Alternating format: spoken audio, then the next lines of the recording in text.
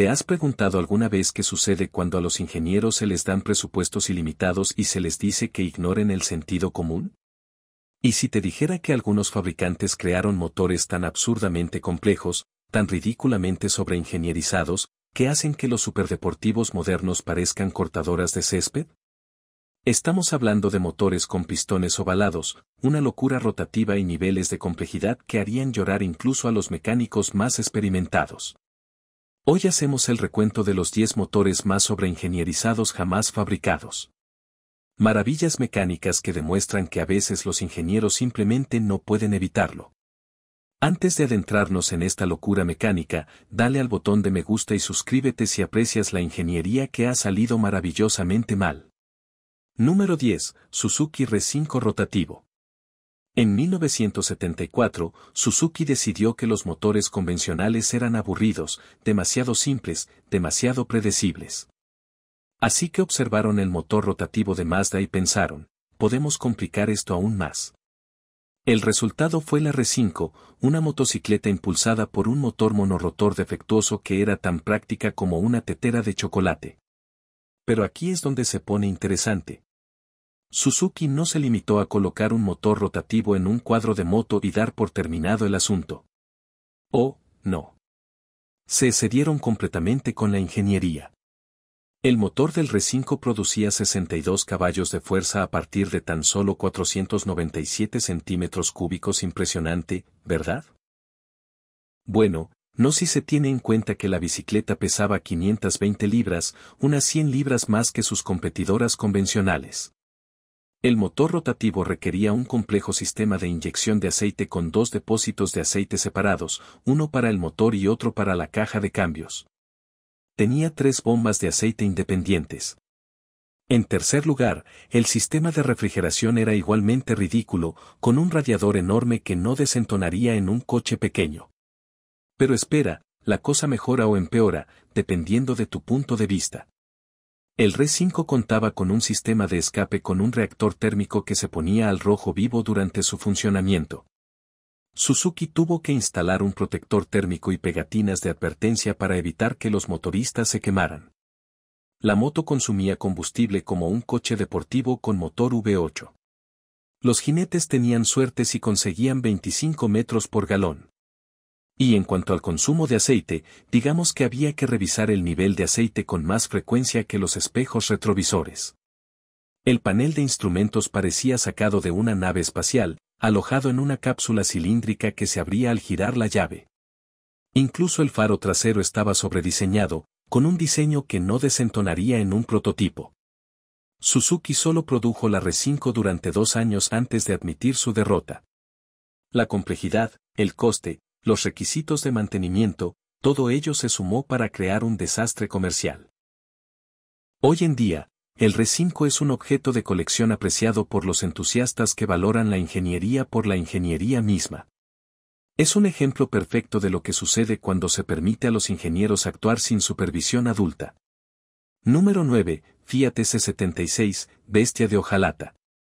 Imagínate esto. Es 1911 y los ingenieros de Fiat están sentados pensando, ¿sabes qué sería divertido? Construyamos el motor de carreras más grande y ridículo que el mundo haya visto jamás. El resultado fue el S76, apodado la bestia de Tan. Y decir que está sobrecargado de ingeniería es como decir que el Océano Pacífico está ligeramente húmedo.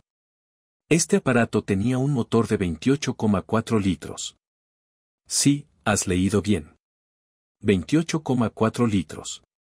Eso es más grande que los motores de la mayoría de los autobuses. El motor de la bestia era un monstruo de 4 cilindros que medía casi 1,5 metros de altura. Cada cilindro tenía un diámetro de 7,4 pulgadas y una carrera de 9,8 pulgadas.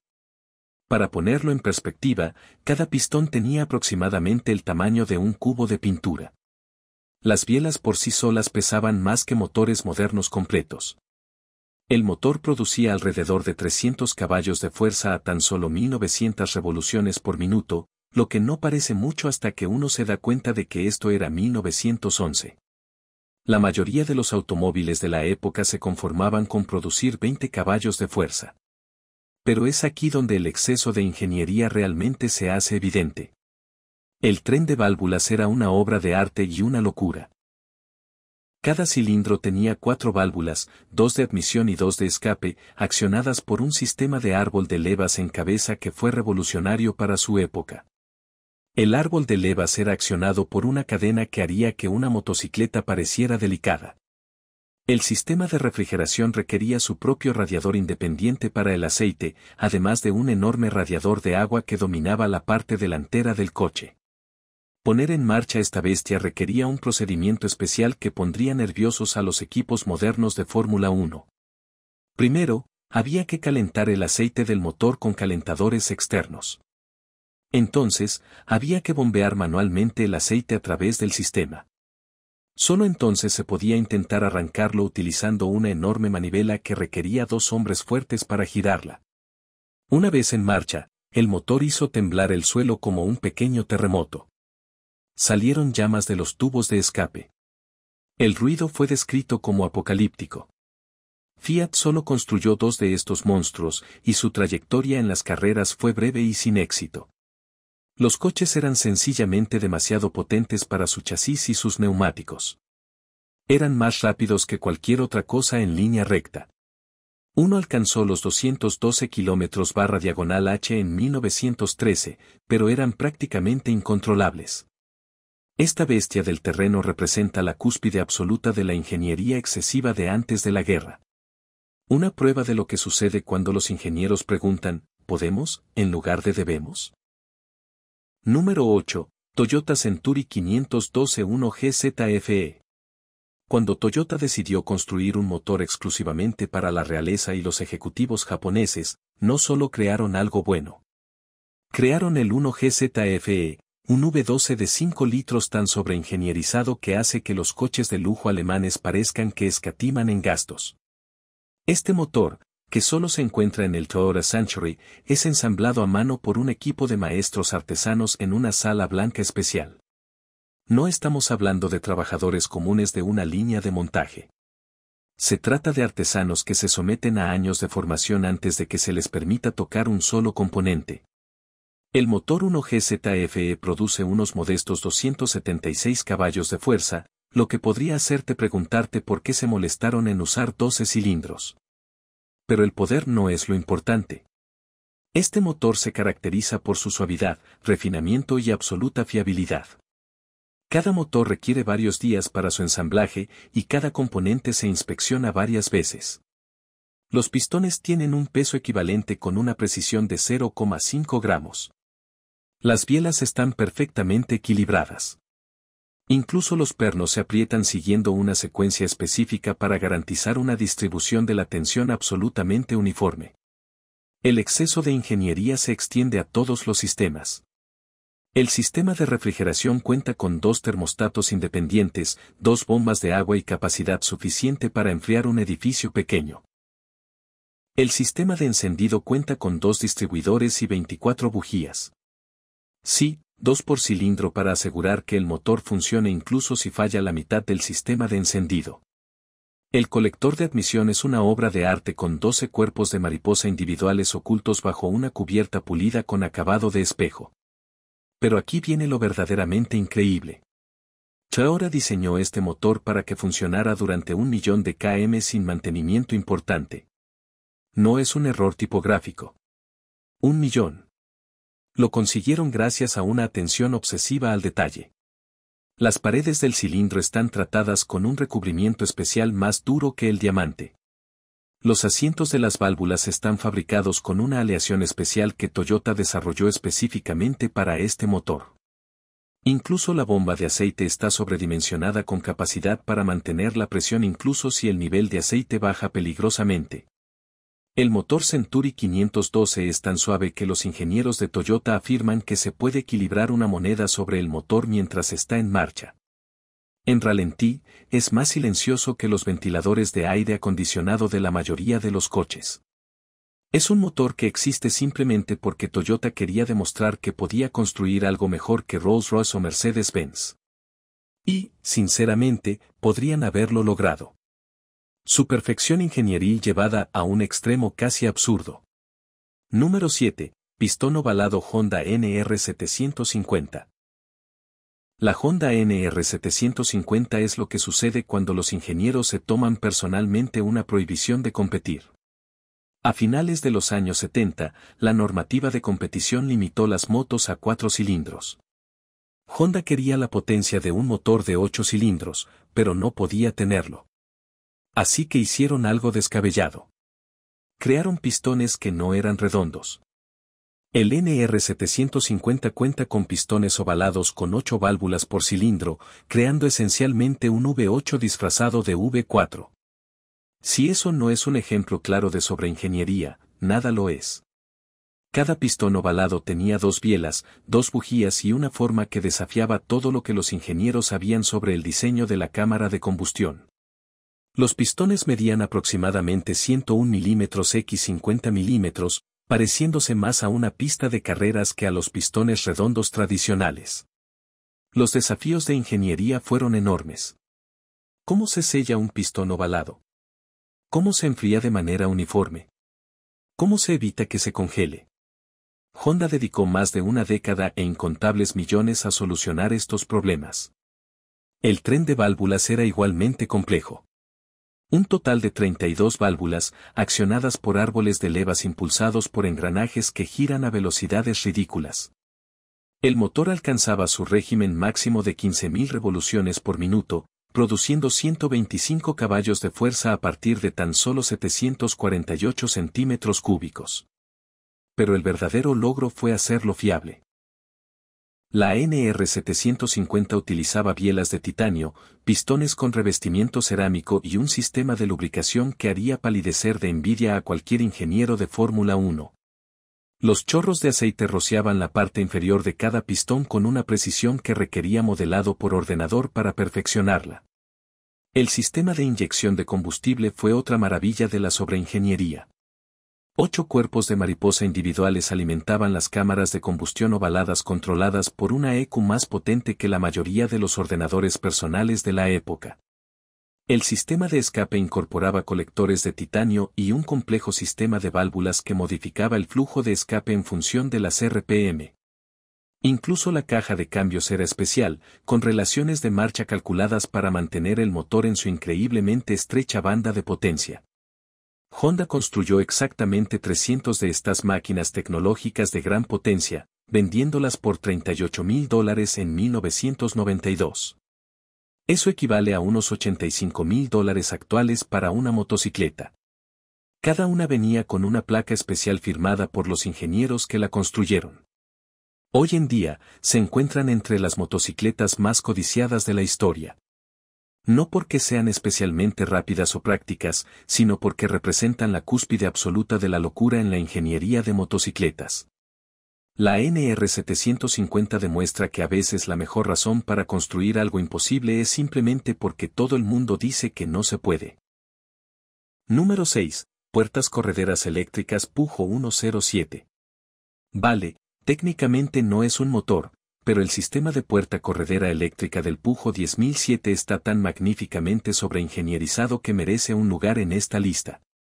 En 2004, Pujo observó las puertas de los coches normales y decidió que eran demasiado simples, demasiado fiables, demasiado aburridas.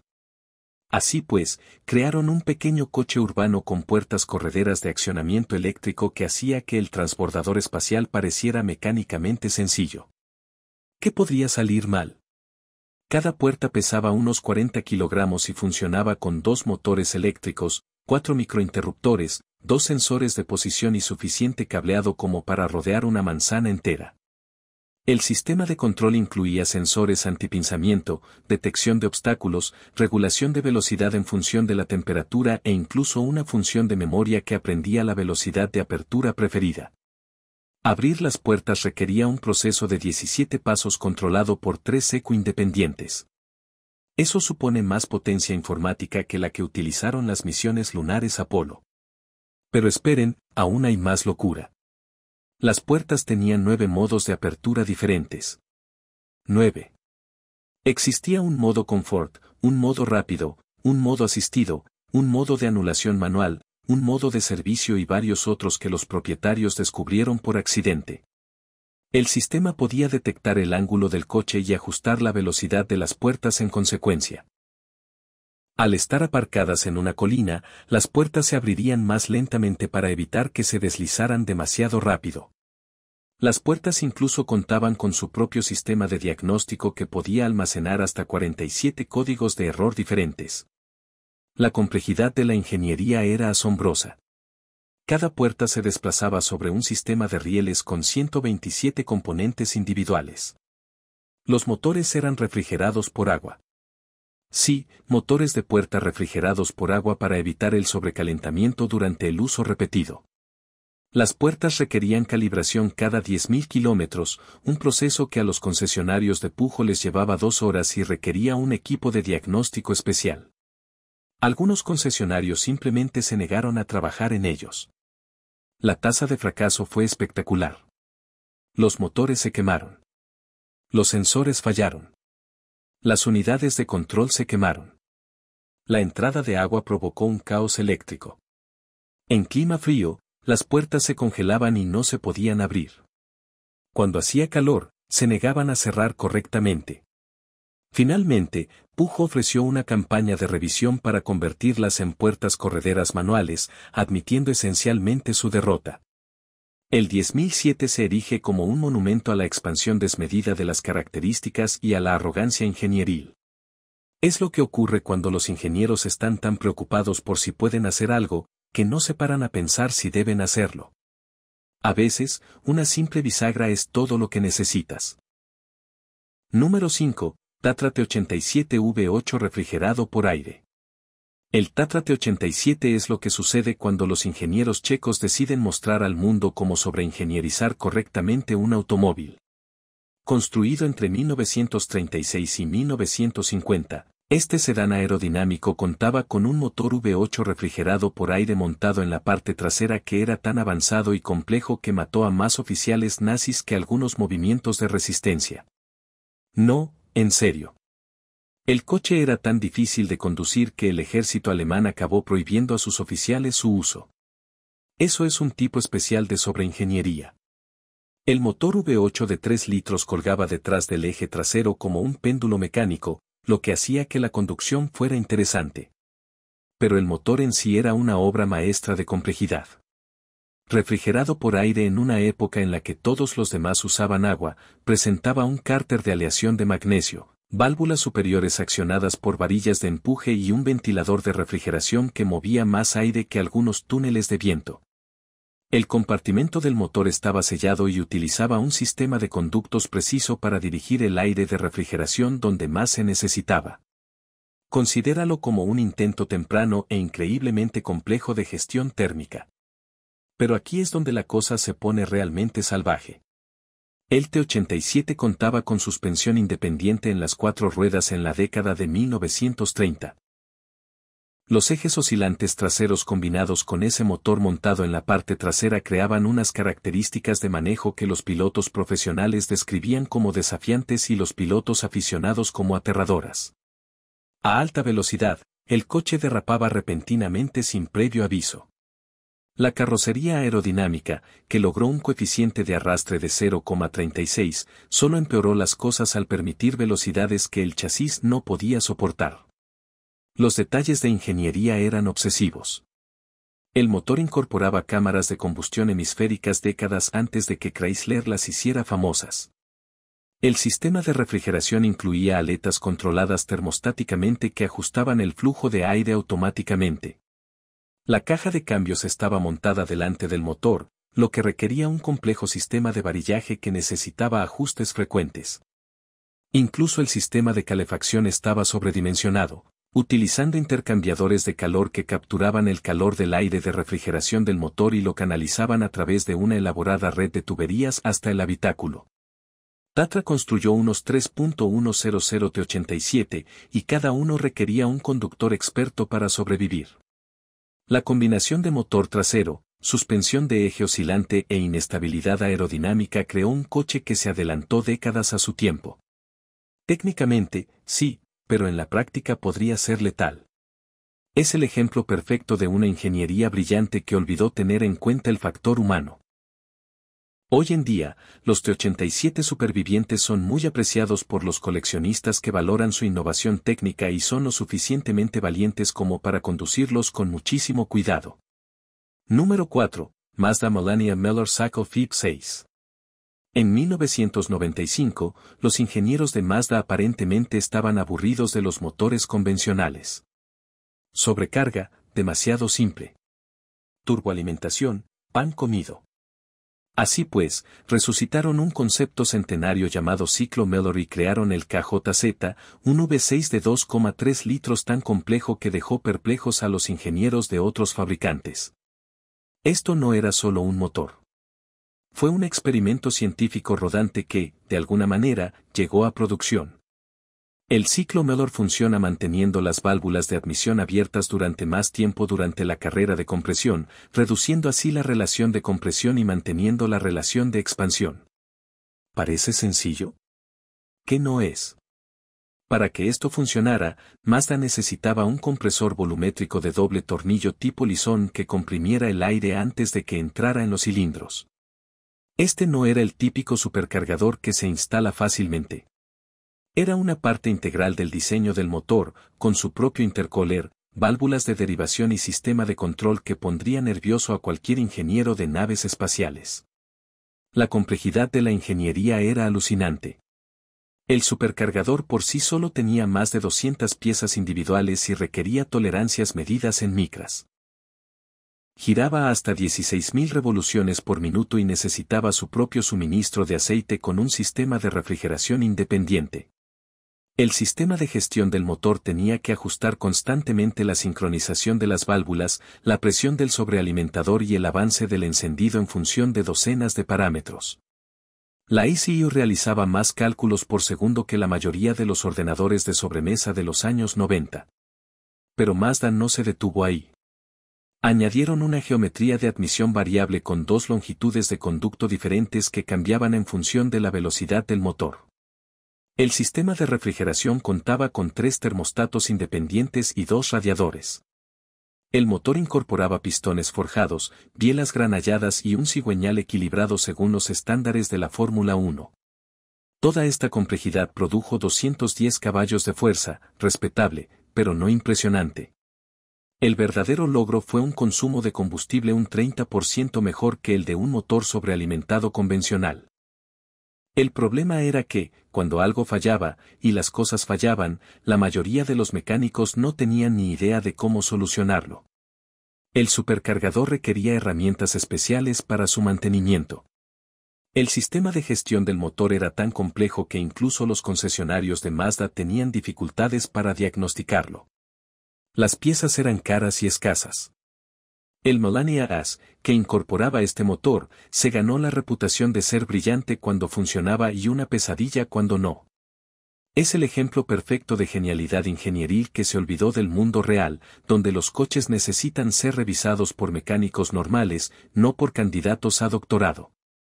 Número 3. BRM 516. En 1947, British Racing Motors decidió que ganar en la Fórmula 1 requería algo especial, algo sin precedentes, algo completamente descabellado. Su respuesta fue un motor V16 de 1,5 litros tan complejo, tan sobreingenierizado y tan problemático que se convirtió en legendario por todas las razones equivocadas. Esto no era solo un motor.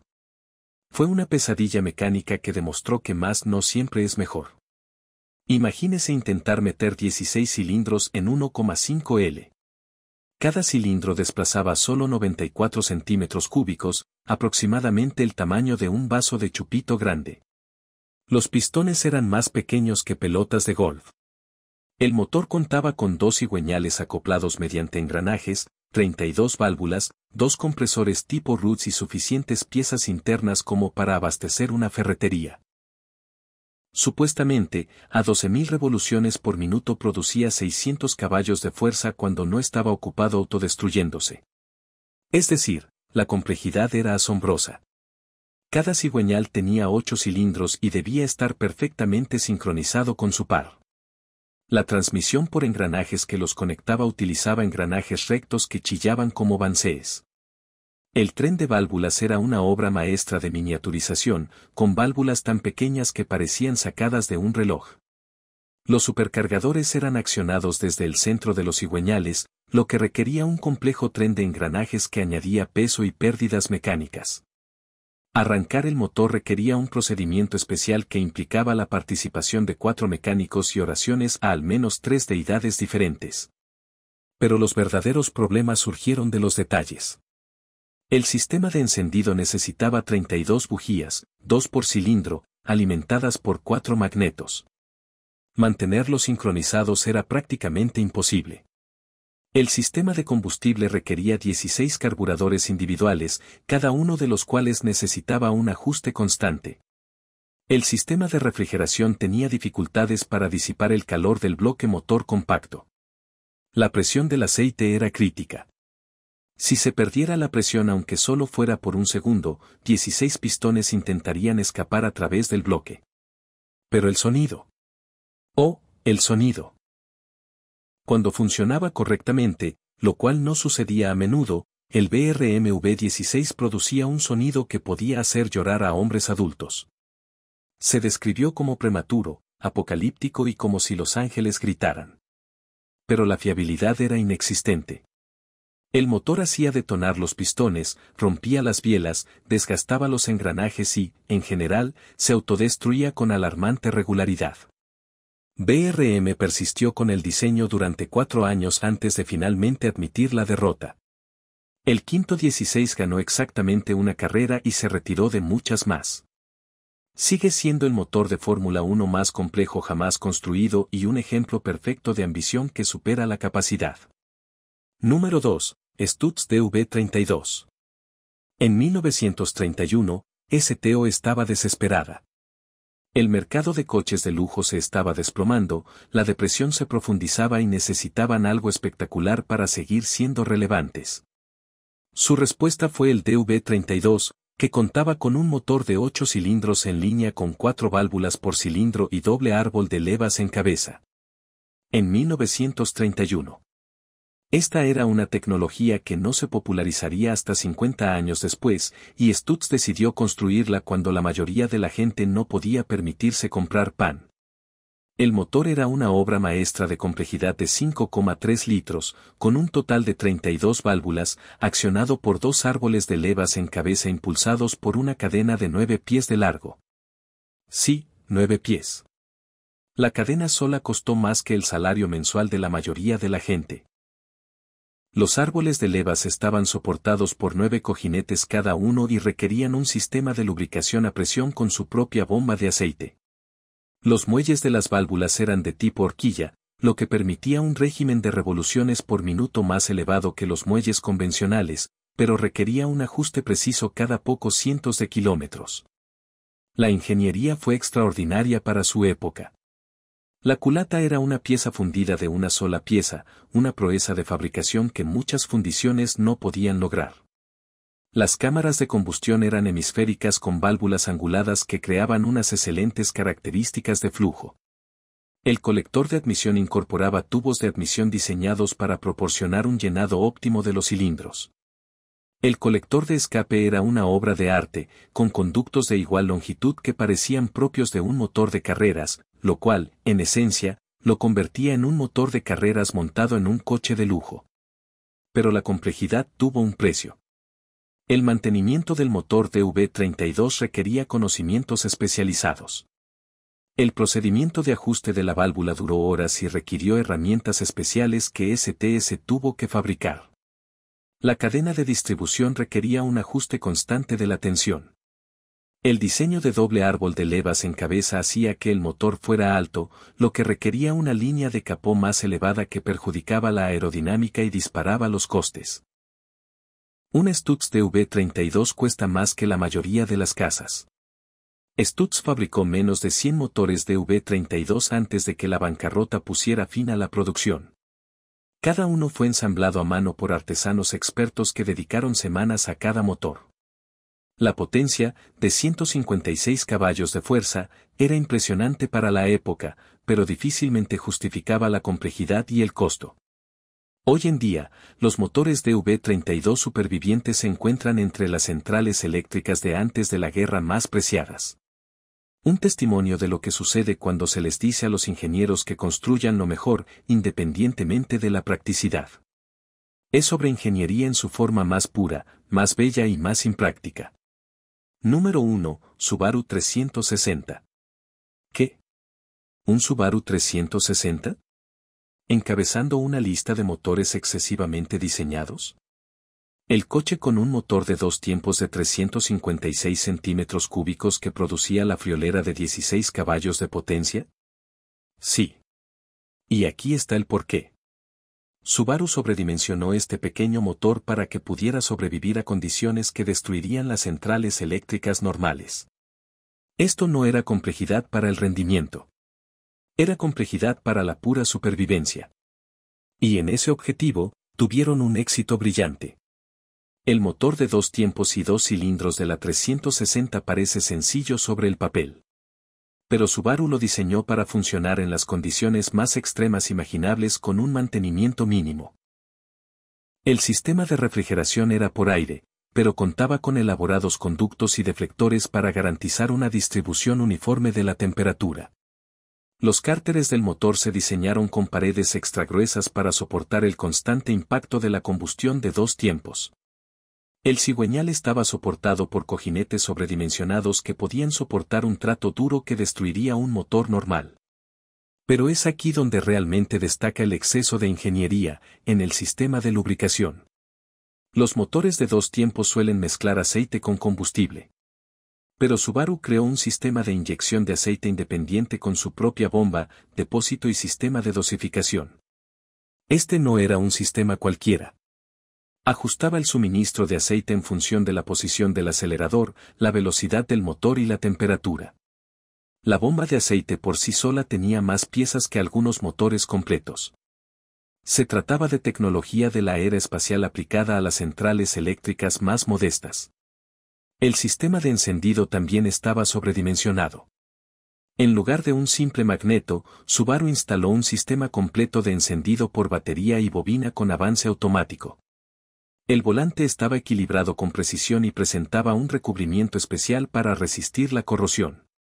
Incluso el mecanismo de arranque manual estaba sobrediseñado, con una liberación automática de la compresión y un resorte de retroceso con una vida útil estimada de 100.000 arranques. Cada componente fue diseñado para durar mucho más que el propio coche. ¿Por qué hizo esto Subaru? Porque la 360 fue diseñada para el Japón de posguerra, donde los mecánicos eran escasos y las condiciones brutales. El motor tenía que arrancar en los gélidos inviernos de Hokkaido y sobrevivir al abrasador calor del verano. Tenía que funcionar con un combustible pésimo y un mantenimiento mínimo de aceite por parte de propietarios que no sabían nada de motores. Y así fue. Los motores 360 solían durar cientos de miles de kilómetros con un mantenimiento básico. Algunos siguen funcionando hoy, 60 años después. Es la prueba definitiva de que el exceso de ingeniería no siempre se trata de potencia o complejidad. A veces se trata de construir algo tan resistente que simplemente se niegue a morir. Y ahí lo tienen. Estos son 10 ejemplos más de lo que sucede cuando se les da a los ingenieros carta blanca para ignorar el sentido común, los presupuestos y las leyes básicas de la practicidad. Desde pistones ovalados hasta pesadillas de 16 cilindros, estos motores demuestran que a veces la mejor ingeniería es la que no tiene absolutamente ningún sentido. ¿Cuál de estas maravillas mecánicas te gustaría tener?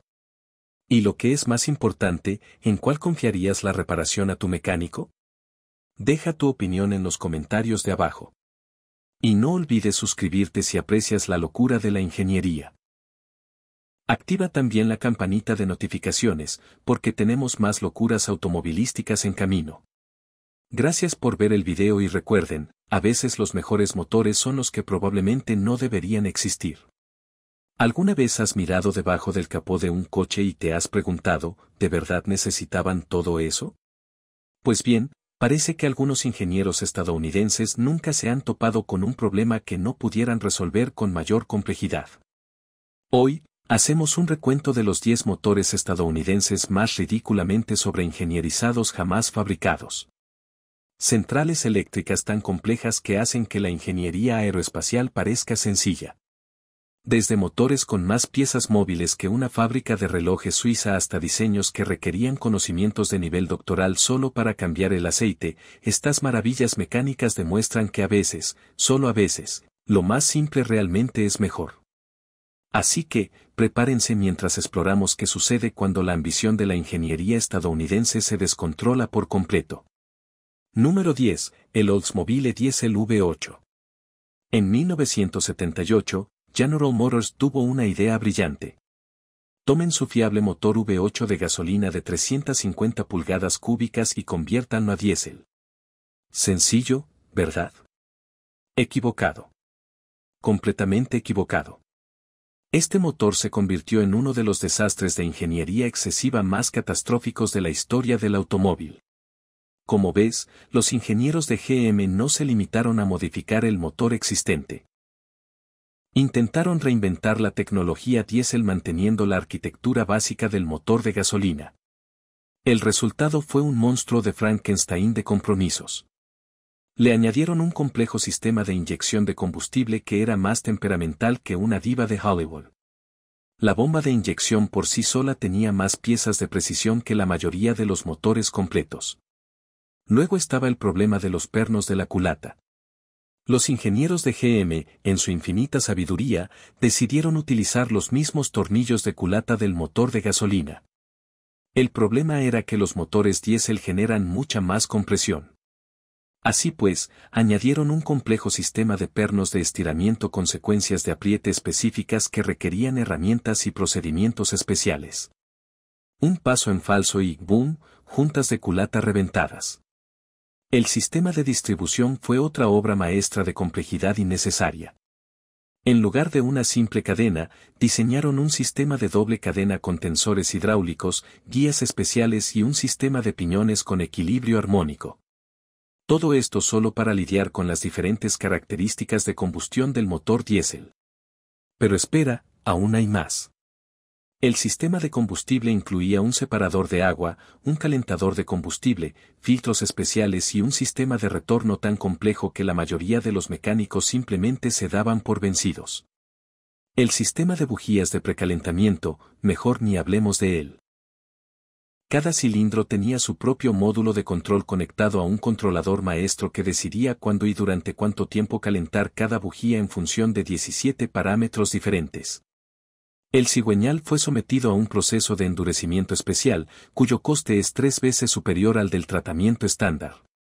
Las bielas fueron granalladas, sometidas a un tratamiento térmico para aliviar tensiones e inspeccionadas magnéticamente.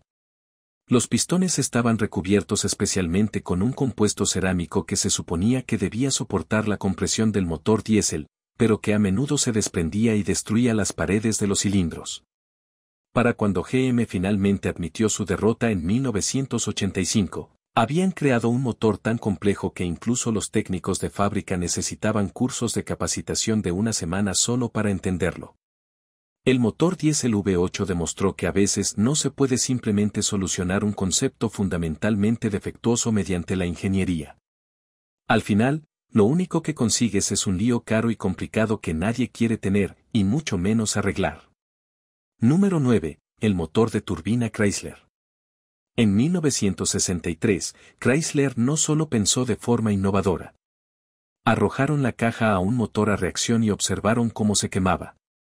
Se suponía que su motor de turbina A831 iba a revolucionar la industria automotriz.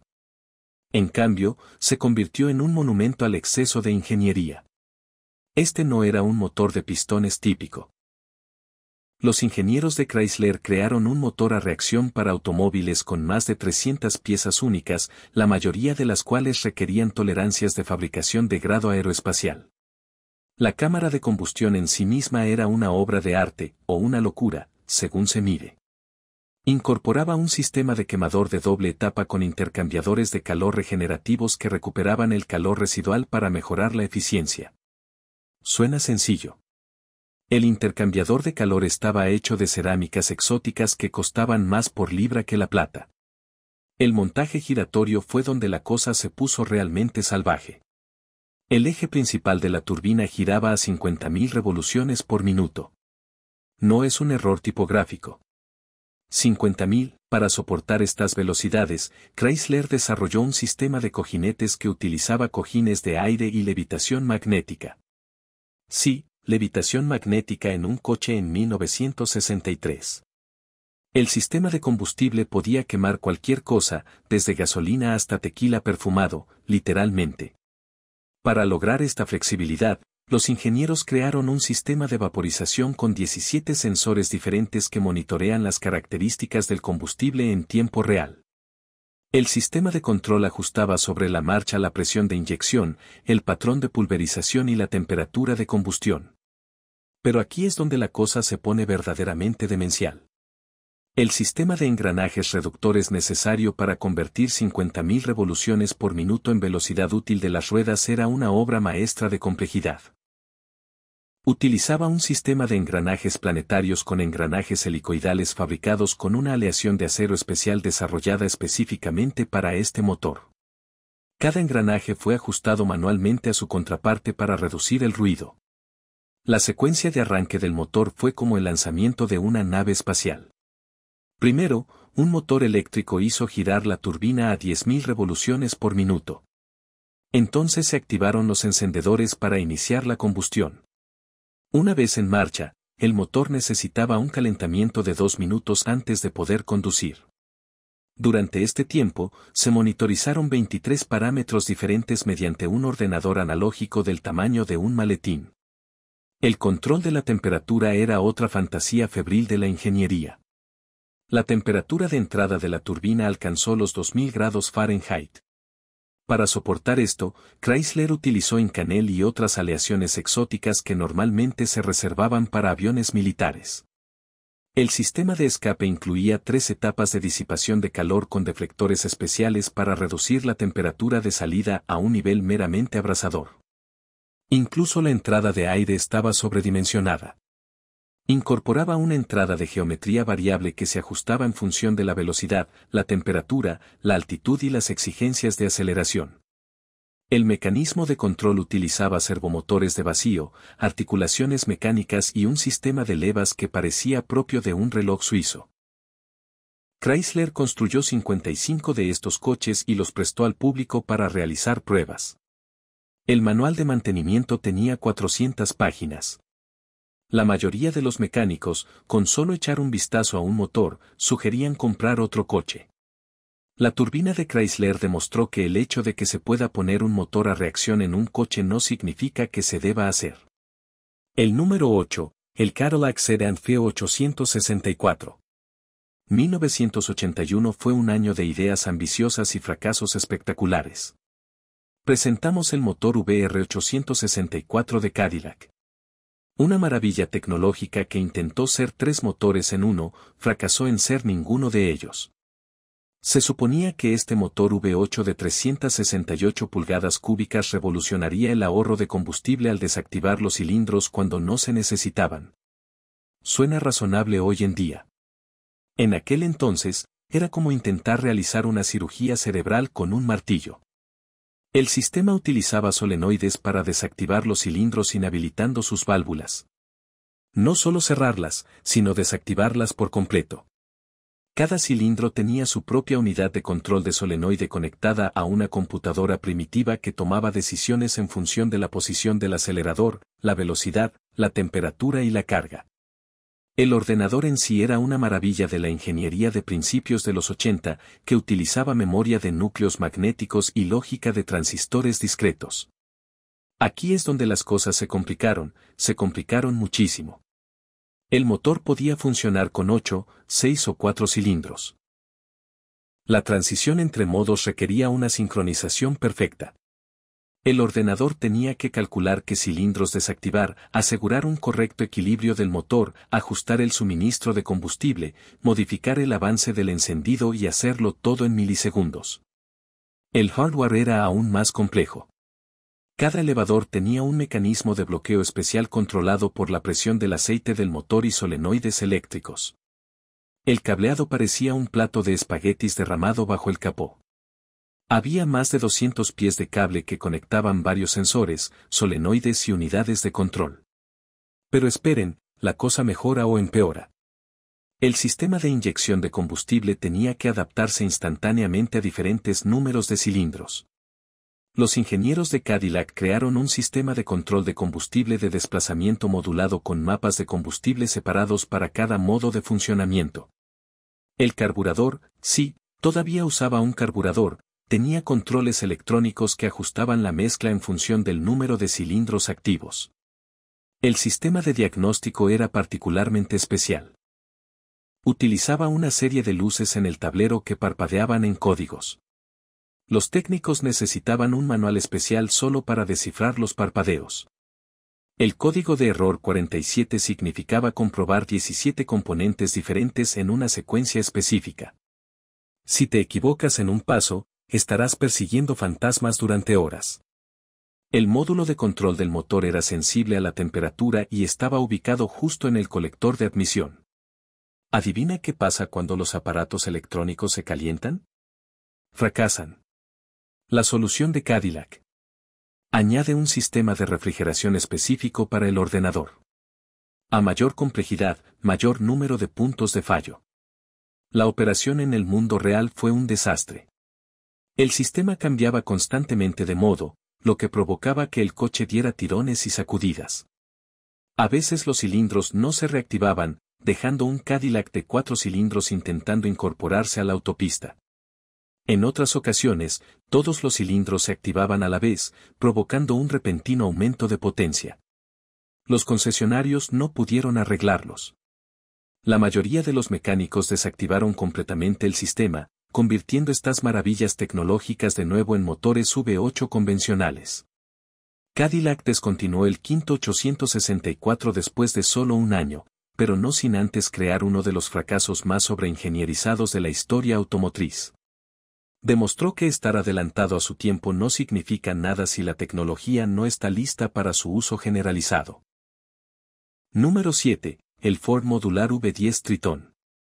Cuando Ford decidió construir un motor V10 en 1997, no se limitó a añadir 2 cilindros a su V8. No, eso sería demasiado simple. En cambio, crearon el Triton de 6,8 litros, un motor tan innecesariamente complejo que hacía llorar a los mecánicos más experimentados. El Triton no era modular solo de nombre. Los ingenieros de Ford lo diseñaron para que compartiera componentes con toda su familia de motores modulares. Suena eficiente, ¿verdad? Equivocado.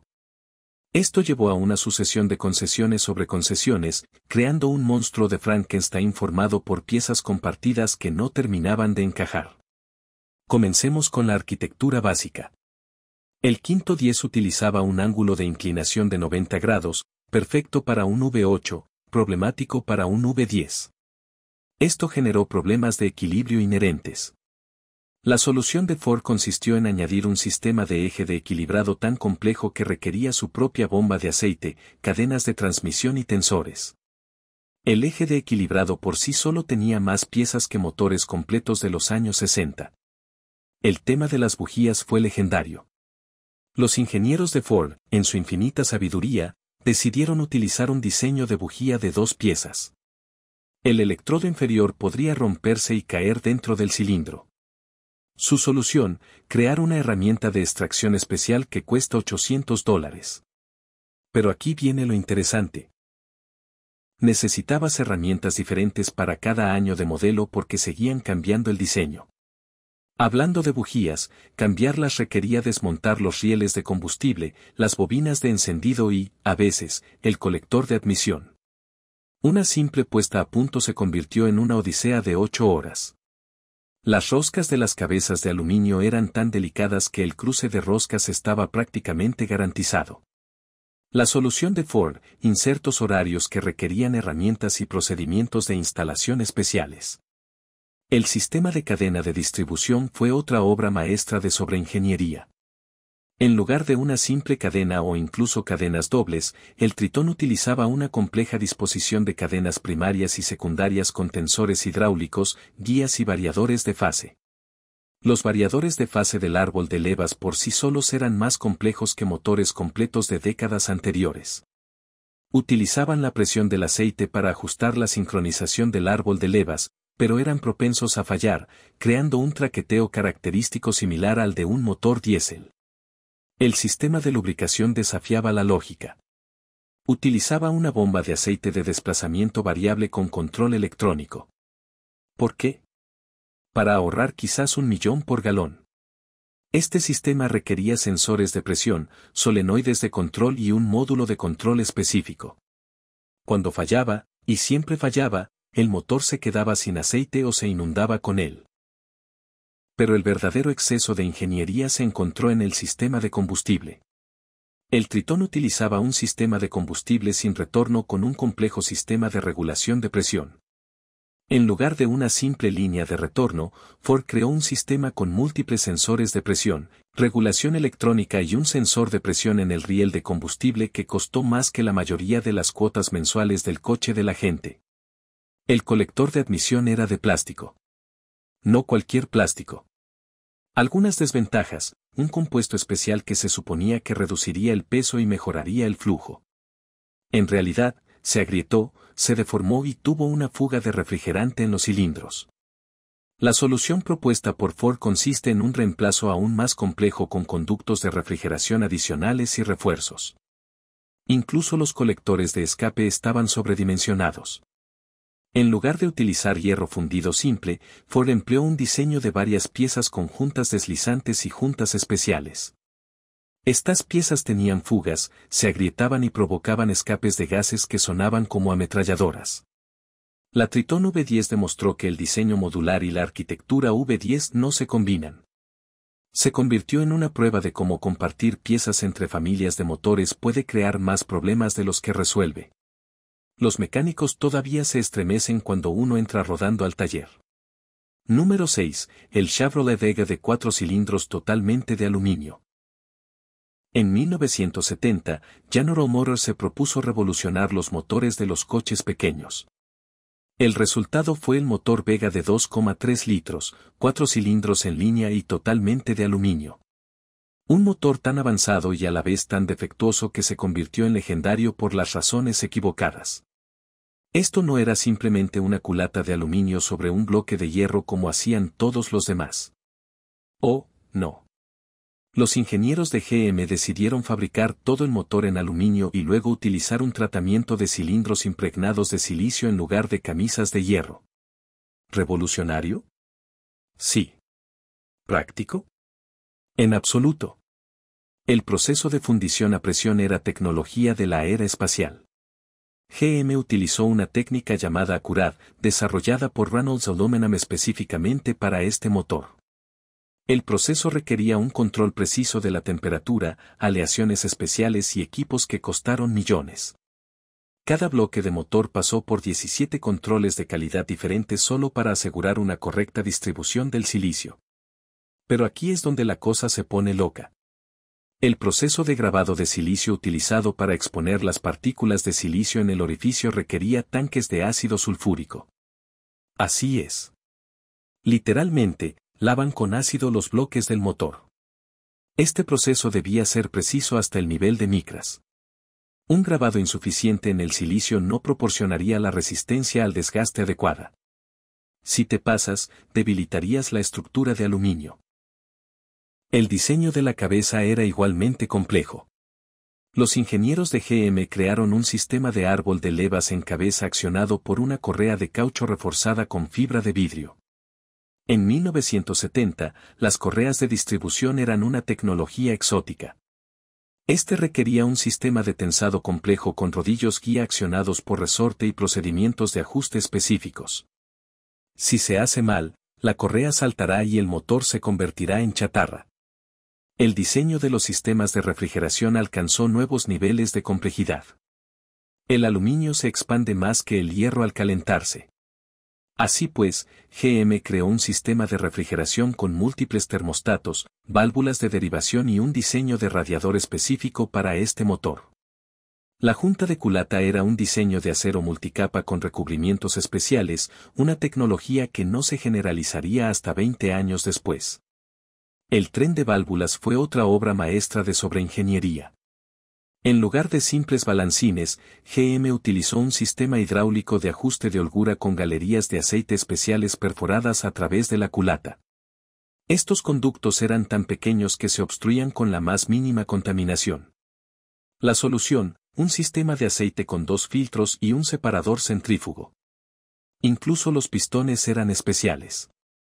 GM utilizó un diseño hiperutético con inserciones de acero para la ranura del anillo superior. El proceso de fabricación requería calentar los pistones y congelar los insertos con nitrógeno líquido antes del ensamblaje. Cada pistón se ajustaba a su diámetro específico con tolerancias más estrictas que las de los motores de aviación. La gestión del motor era primitiva para los estándares actuales, pero compleja para 1970.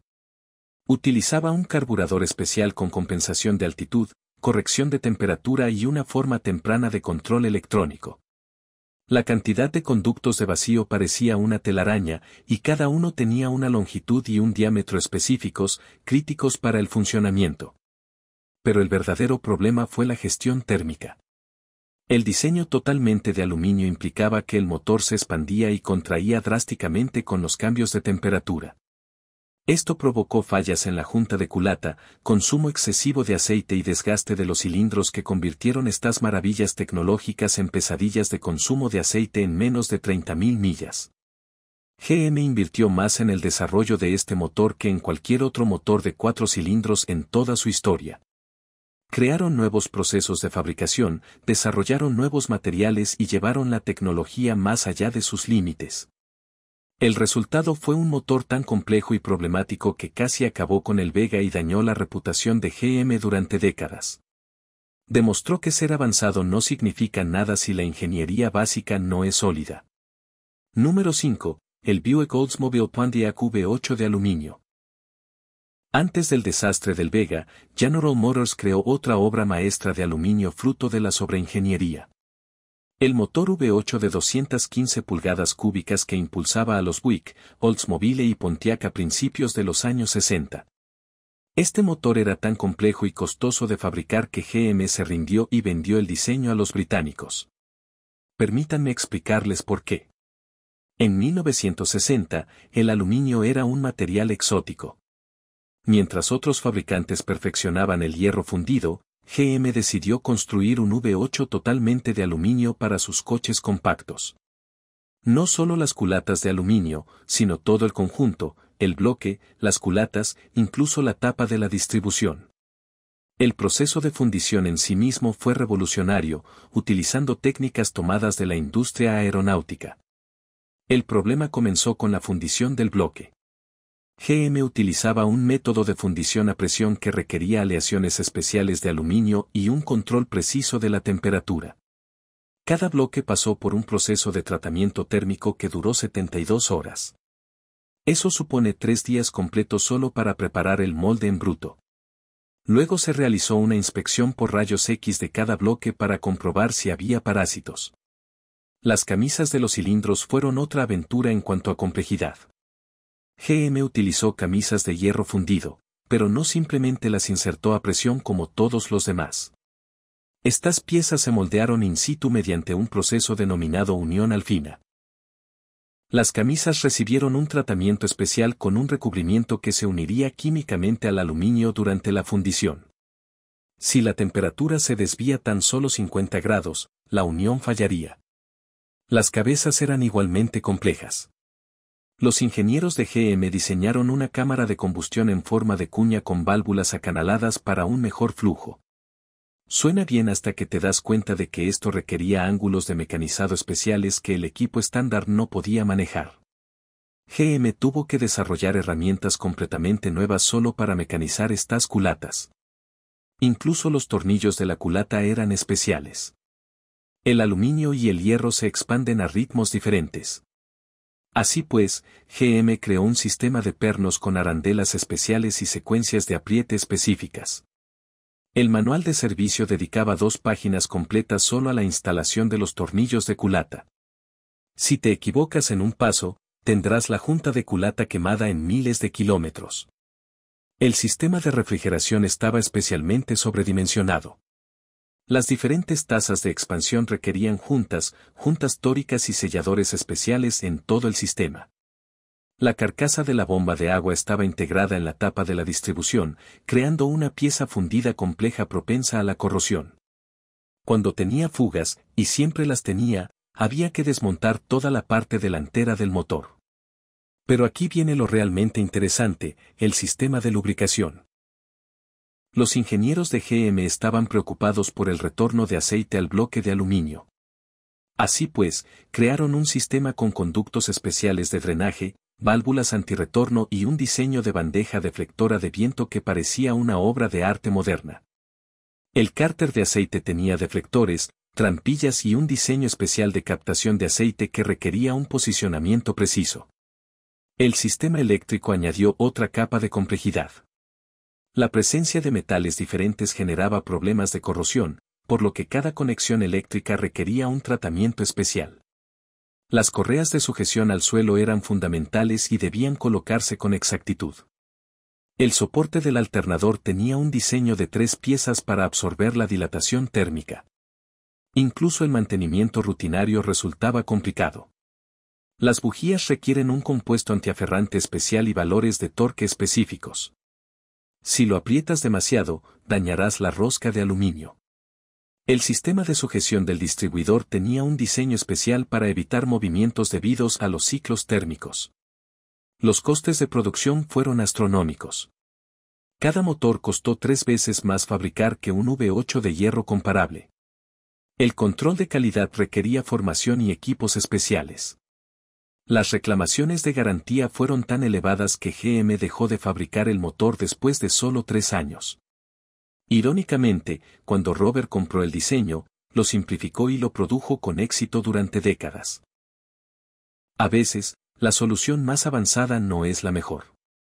El motor V8 de aluminio demostró que el exceso de ingeniería puede convertir una buena idea en un error costoso. Número 4. El Chrysler 2.2 Turbo Eor.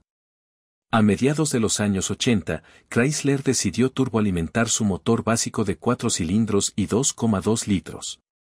Una simple actualización, ¿verdad? No en manos de los ingenieros de Chrysler, crearon múltiples versiones, cada una más compleja que la anterior, culminando en el Turbo 4, un motor tan complicado que hacía que los motores de Fórmula 1 parecieran agrícolas. El modo turbo básico ya era bastante complejo, pero el modo turbo llevó las cosas a niveles absurdos. Esto no consistía simplemente en añadir un turbocompresor.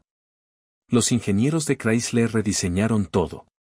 El bloque se reforzó con cojinetes principales atornillados transversalmente, una tecnología generalmente reservada para motores de competición. La manivela era de acero forjado. Las barras fueron granalladas y sometidas a inspección por partículas magnéticas.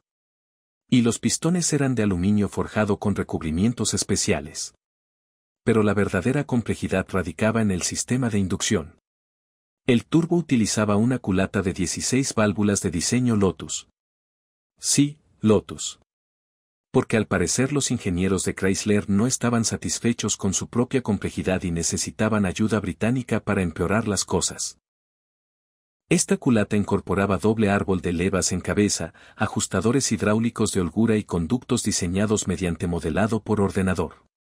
En los años 80, cuando los ordenadores tenían el tamaño de frigoríficos, el turbocompresor en sí mismo era una obra maestra de la sobreingeniería.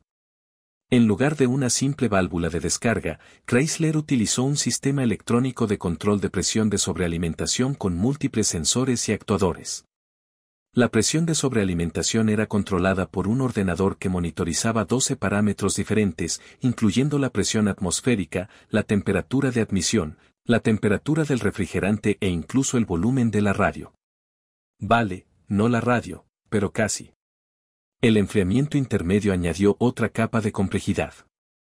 El intercooler aire-aire requería conductos especiales, soportes de montaje y tuberías que convertían el compartimento del motor en un laberinto de tubos. El sensor de temperatura del aire de admisión era tan sensible que podía detectar tu aliento a 1 metro de distancia. Pero espera, aún hay más. El sistema de combustible utilizaba inyectores especiales diseñados específicamente para este motor. No son unidades voz estándar como las de todos los demás. Inyectores especiales específicos de Chrysler que cuestan más que la factura mensual del supermercado de la mayoría de la gente. El riel de combustible era una obra de arte, mecanizado a partir de un bloque de aluminio con conductos especiales para la refrigeración del combustible. El sistema de gestión del motor fue donde las cosas se volvieron verdaderamente demenciales. Se suponía que el controlador de motor de módulo único de SMEC simplificaría las cosas al combinar el control de combustible y encendido. En cambio, creó un único punto de fallo que podría inutilizar todo el motor. Este ordenador monitorizaba 27 sensores diferentes y controlaba todo, desde la presión de sobrealimentación hasta la velocidad de ralentí. Incluso el sistema de sensores de detonación estaba sobrediseñado. En lugar de un solo sensor de detonación como los motores normales, el Turbo 4 utilizaba dos, además de un filtro acústico especial para distinguir entre la detonación real y el ruido normal del motor. El proceso de calibración requería un equipo especial y duraba horas. El sistema de encendido abandonó el distribuidor en favor de un sistema de encendido directo, avanzado para la época, pero innecesariamente complejo. Utilizaba un sensor de árbol de levas, un sensor de cigüeñal y un paquete de bobinas especial que requería una sincronización perfecta. Si un sensor estaba ligeramente desalineado, el motor funcionaba como si lo alimentaran ardillas enfurecidas. La complejidad de los sistemas de refrigeración alcanzó niveles sin precedentes. El turbocompresor requería un radiador especial, un enfriador de aceite y conductos de refrigerante adicionales a través de la sección central del turbo. El sistema de refrigeración parecía diseñado por alguien a quien le pidió a AMC Sher que le diseñara un sistema de plomería. Había 3 termostatos diferentes, cada uno de los cuales se abría a una temperatura distinta. El resultado fue un motor que producía 200 caballos de fuerza a partir de 2,2 litros, impresionante para 1992, pero requería combustible premium, aceite sintético y mecánicos con títulos de ingeniería. Cuando algo se rompía, y siempre algo se rompía, las piezas eran caras y la mano de obra astronómica. El turbo demostró que añadir 4 al final de algo no lo hace mejor, solo más romano. En tercer lugar, el Cadillac Northstar 58. Se suponía que el Northstar V8 sería la joya de la corona tecnológica de Cadillac. En cambio, se convirtió en una gira para realizar reparaciones costosas. Este motor V8 de doble árbol de levas en cabeza, completamente de aluminio, era tan complejo que incluso los técnicos de Cadillac necesitaban formación especial solo para cambiar el aceite. Vale, es una exageración, pero no mucha. Comencemos con el diseño básico. 4 árboles de levas, 32 válvulas y más sensores que una nave espacial de la NASA. El bloque de aluminio utilizaba camisas de hierro fundido in situ como el antiguo Buick 215, pero con tolerancias aún más ajustadas. El proceso de fundición requería una precisión que llevó la tecnología de fabricación al límite. Cada bloque fue tratado térmicamente, se le aplicaron medidas para aliviar tensiones y se verificó su dimensión mediante medición láser. Pero la verdadera fiesta comenzó con el diseño de la junta de culata. Los ingenieros de Cadillac, en su sabiduría, utilizaron el par de apriete TTY para los tornillos de la culata. Estos pernos se estiraron al apretarlos y no pudieron reutilizarse. El problema era que las roscas del bloque de aluminio no eran lo suficientemente resistentes para la fuerza de sujeción necesaria. La solución son los insertos Timeser, pero solo después de que fallen las juntas de culata y ya hayas gastado miles de dólares en reparaciones. El sistema de refrigeración era particularmente especial. Los motores Northstar utilizaban un sistema de refrigeración de flujo inverso en el que el refrigerante entraba primero en las culatas y luego en el bloque. ¿Por qué? Para mantener las culatas más frías y lograr un mejor rendimiento. La complejidad es astronómica. Bombas de agua especiales, termostatos únicos y un conducto de interconexión imposible de purgar correctamente. Las bolsas de aire estaban garantizadas. Hablando de refrigeración, el Northstar contaba con un modo de emergencia. Si el motor se sobrecalentaba, desactivaba 4 cilindros y utilizaba los demás como bombas de aire para enfriarlo. Suena ingenioso hasta que te das cuenta de que esto requería un sistema de control complejo con múltiples sensores de temperatura, programación especial y la fe de que el conductor realmente se detendría antes de destruir el motor. Normalmente no lo hacían. El sistema de distribución variable fue otra obra maestra de complejidad innecesaria. En lugar de simples variadores de fase de levas, Cadillac utilizó un sistema con solenoides de control de aceite, piñones de levas especiales y requisitos precisos de presión de aceite. Baja presión de aceite, sin ajuste de la sincronización de válvulas. Aceite sucio, el mismo problema. El sistema requería cambios de aceite con una regularidad casi religiosa, utilizando grados de aceite específicos. El colector de admisión era de magnesio. Sí, magnesio. La sustancia que arde bajo el agua. ¿Por qué? Ahorro de peso. Los problemas, la corrosión, la deformación y los costes de sustitución que hacían llorar a hombres adultos.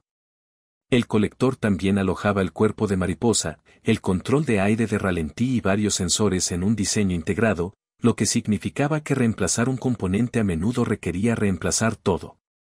Incluso el cárter de aceite estaba sobrediseñado. Utilizaba un diseño estructural que contribuía a la rigidez del motor. Suena genial hasta que necesitas reemplazar una junta de $20 y descubres que necesitas levantar el motor o quitar componentes del subchasis. Una simple fuga de aceite se convirtió en una reparación de $1000. El sistema de encendido utilizaba unidades individuales de bobina sobre bujía con conectores y botas especiales. Estas bobinas se instalaban en pozos que recogían agua, petróleo y escombros. Resultado, fallos de encendido, conexiones corroídas y costes de reparación que superaban la cuota mensual de la mayoría de los coches. Cada bobina costaba más que un distribuidor completo de antaño. Pero quizás el aspecto más excesivamente diseñado fue el sistema de gestión del motor. El Northstar utilizaba múltiples computadoras que se comunicaban a través de un bus de datos, módulo de control del motor, módulo de control de la transmisión, módulo de control de la carrocería, todas comunicándose entre sí en armonía digital hasta que un módulo fallaba y dejaba fuera de servicio toda la red. Los procedimientos de diagnóstico requerían herramientas de escaneo especiales y conocimientos que superaban la formación de la mayoría de los técnicos. El Northstar demostró que la tecnología avanzada sin una ejecución fiable solo crea problemas costosos. Era un motor que prometía competir con el lujo europeo, pero que generaba facturas de reparación acordes a las de los países estadounidenses. Los propietarios o bien adoraban la suavidad de la potencia o bien odiaban la complejidad, generalmente ambas cosas. Número 2. El Ford EcoBoost 3.5 bicilíndrico. Se suponía que el motor EcoBoost Turbo de Ford ofrecería la potencia de un V8 con la economía de combustible de un V6. Lo que en realidad ofrecieron fue una lección magistral sobre cómo complicar las cosas simples. El motor V6 biturbo de 3,5 litros se convirtió en uno de los motores más complejos jamás instalados en una camioneta pickup, y eso ya es mucho decir. Comencemos con la premisa básica. 2 turbocompresores en un V6. Suena razonable hasta que ves las tuberías. Cada turbocompresor tenía su propia válvula de descarga, actuador y sistema de control. La tubería de admisión parecía como si alguien le hubiera dado un soplete de soldadura a un pulpo. Había tuberías por todas partes. Tuberías del intercooler, válvulas de derivación, válvulas de recirculación y suficientes conductos de vacío como para poner celosa a una araña. El sistema de inyección directa añadió capas de complejidad. Cada cilindro tenía su propio inyector de combustible de alta presión que funcionaba a 3000 libras por pulgada cuadrada. No es un error tipográfico. 3000 libras por pulgada cuadrada. La bomba de combustible requería su propio lóbulo de leva y sonaba como un motor diésel. Los inyectores eran tan precisos que podían detectar variaciones en la calidad del combustible y ajustar los patrones de pulverización en consecuencia. Pero aquí es donde Ford realmente se volvió loco. El sistema de refrigeración. El EcoBoost tenía 2 circuitos de refrigeración separados. Una para el motor, una para los turbos. Cada circuito tenía su propia bomba de agua, termostato y sección de radiador. ¿Por qué? Porque los turbocompresores se calientan más que el motor y necesitan estrategias de refrigeración diferentes. El resultado fue un sistema de refrigeración tan complejo que la purga de aire requería un procedimiento especial que incluía múltiples ciclos de calor y oración.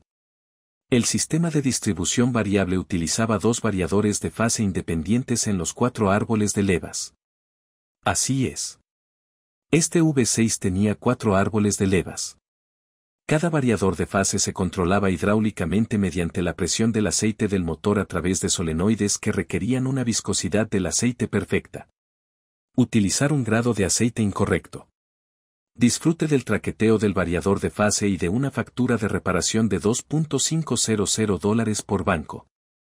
Hablando de aceite, el EcoBoost requería una especificación especial desarrollada específicamente para motores turboalimentados de inyección directa.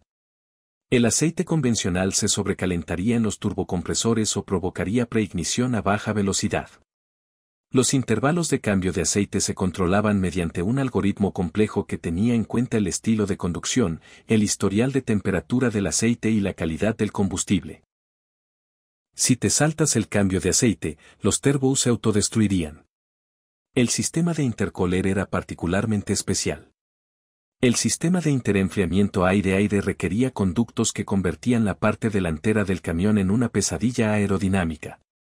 El propio intercooler era enorme y bloqueaba el flujo de aire hacia el radiador.